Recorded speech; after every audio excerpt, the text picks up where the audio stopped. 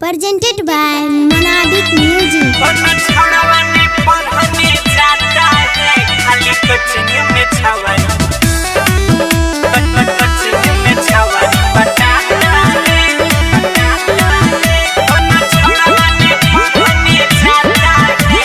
Music by Shivraj.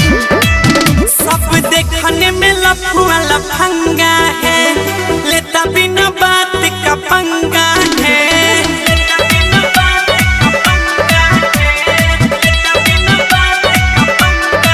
वे सब देखने में लफुआ लफंगा है, लेता बिना बात का पंगा है। साला देखते ही नया लड़की के पीछे बाहर जाता है। खाली छोड़ी बटाता है। जितना स्टूडेंट है वो बताइए कोई पढ़ता है? सब लोग खाली छोड़ी बटाता है। कोनो छोड़वा ने पढ़ने जाता है, खाली कोचिंग में छावरी बटाता है। कोनो छोड़वा ने पढ़ने जाता है, खाली कोचिंग में छौरिया बटाता है। Sai Recording Studio, Delhi.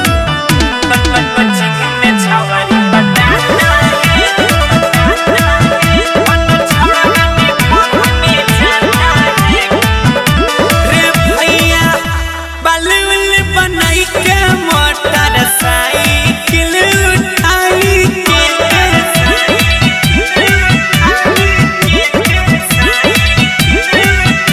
रे भैया बलून बनाई के मोटर साइकिल उठाई के।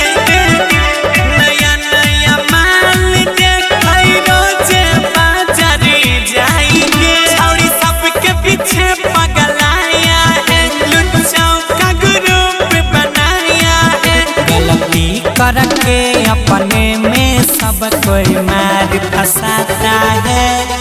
कोनो छौड़वा ने पढ़ने जाता है, खाली कोचिंग में छवारी पटाता है। प्यार का जाल बिछाता है, खाली कोचिंग में छवारी पटाता है।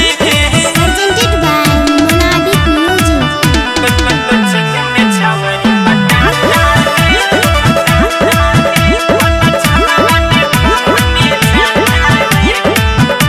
सुनो ने नया नया खून चढ़ल रहै छै जवानी।